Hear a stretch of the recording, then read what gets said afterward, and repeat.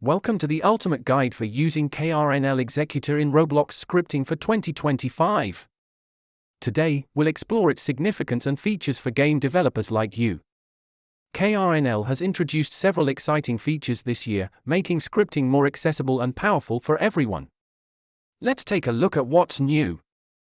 First things first, let's download the KRNL Executor. Follow these steps to get started with your scripting journey. Now that we have downloaded KRNL, let's set it up correctly for your Roblox environment. Understanding the user interface is crucial.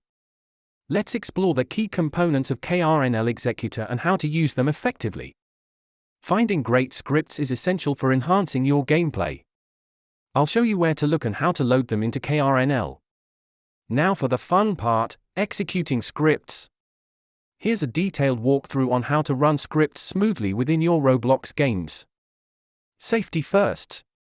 Here are some essential tips to ensure a secure scripting experience while using KRNL Executor.